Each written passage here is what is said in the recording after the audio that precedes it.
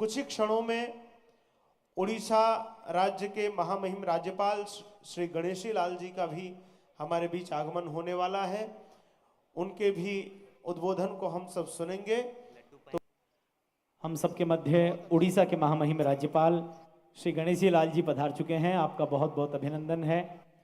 आप महाराज श्री के दर्शन करेंगे, उनका आशीर्वाद प्राप्त करेंगे। उनके पुत्र मनीष जी का भी यहाँ साथ में आगमन हुआ है। आइए आइए। पीए विनोद जी शर्मा। मैं भी वहाँ था पूरी रथ यात्रा में। आपके कार्यालय को पहना आप संस्कृत प्रेमी और बहुत महान मुदा है। और गौशाला के अभिभावक करें।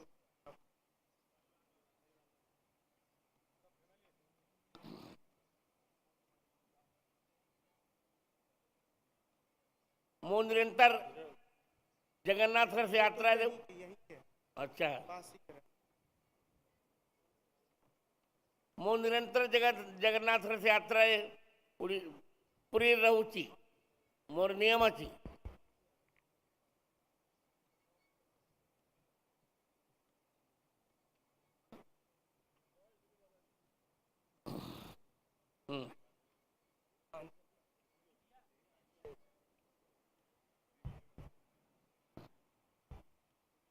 मैं अनुरोध करूंगा कि आप सभी महाराज श्री का आशीर्वाद प्राप्त करने के पश्चात आकर के अपने स्थान पे विराजें। और मैं पुजारी परिवार से भी अनुरोध करूंगा कि महामहिम राज्यपाल महोदय का भी अभिनंदन आप करें, उनका स्वागत करें।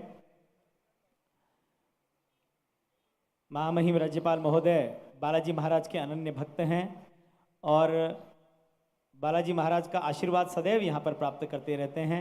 आज पूज्यपाद की कथा यहाँ पर है और आप पधार करके आपने पूज्य महाराज श्री के भी दर्शन किए, उनका आशीर्वाद प्राप्त किया। सपरिवार आज आप यहाँ पर पधारे हैं और अपनी इस आध्यात्मिक यात्रा में एक विलक्षण तथ्य जुड़ते हुए महाराज श्री का आज दर्शन करना आपके जीवन हेतु भी महत्वपूर्ण बना है। मैं आप सभी परिवारजनों से अनुरोध करूंगा कि आप सभी लोग अब अपने स्थान की ओर विराजें।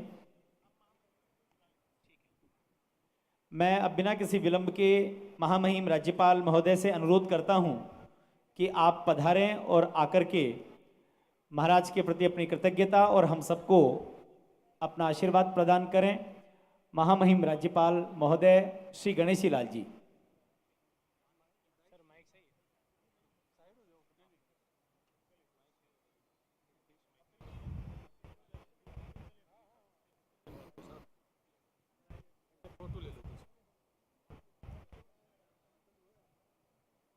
जगन्नाथ स्वामी नयन पथगामी भव तुम्हें।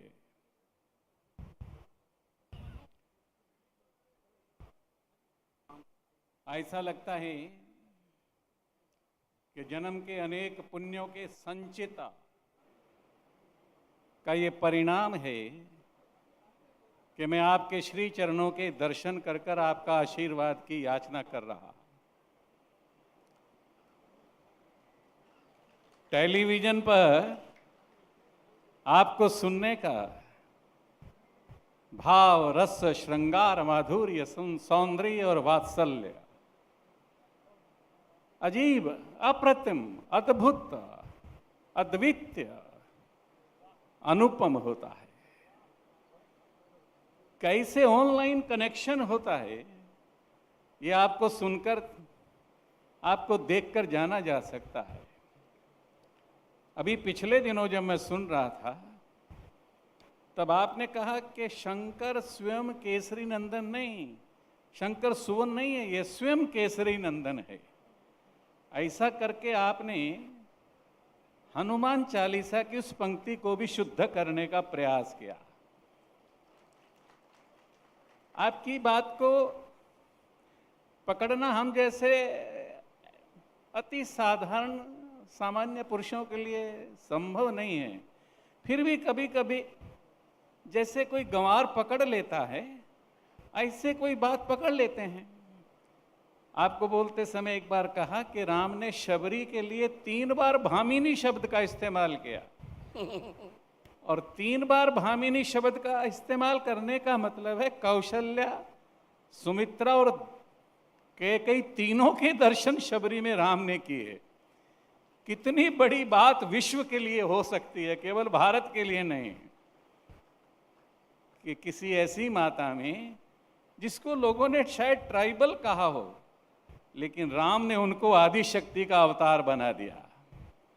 ऐसे आप जब बोलते हैं तो कुछ बातें ऐसी होती हैं जो लगता है कि ऑनलाइन कनेक्शन है, सीधा सीधा कपीश्वर से है या कवीश्वर से है या सीधा सीधा, जिसको कहा कि जासु वंश उपजई गुण खानी अगनित लच्छी उमा ब्रह्माणी भ्रकटी विलास जासु जग हुई वाम भाग दिशि शोभती सोई भुक्ति मुक्ति दायिनी व हरणी कालिका मंगल मुद सिद्धि सदनी पर्व सर्वर ईश बदनी ताप तिमिर तरुण किरण मालिका वर्म चर्म कर। ऐसा लगता है उनके साथ सीधा सीधा आपका एक कनेक्शन है, वरना इस प्रकार से सुनना अजीब सा लगता है। मैं जब बालक था 16-17 साल का, हमारे शहर सिरसा में हरियाणा में श्रद्धेय श्री जगत गुरु जी शाकुंतला गोस्वामी आती थी, वो रामायण की चौपाइयाँ बोलती थी। तो हमें समझ तो कुछ नहीं आता था, जैसे यहाँ बच्चे बैठे हैं तो कितना समझ पाएंगे, लेकिन एक लाइन उनकी उस समय हमने पकड़ी, जिस पर आजकल बड़ी चर्चा चलती है, ढोल गंवार शूद्र पशु नारी ये सब ताड़न के अधिकारी।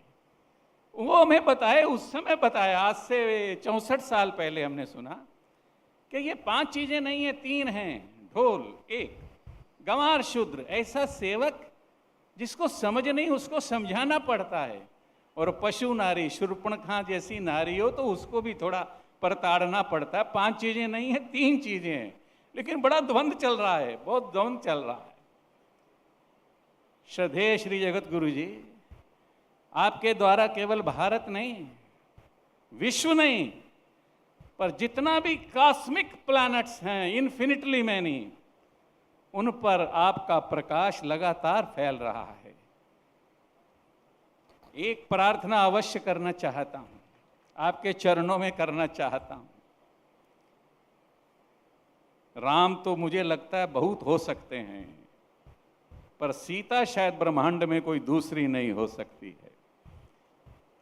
एक घास के तिनके से अनगणित हाइड्रोजन बम पैदा कर सकती हो, जो उनकी शक्ति का क्या अंदाजा लगा सकता है कोई।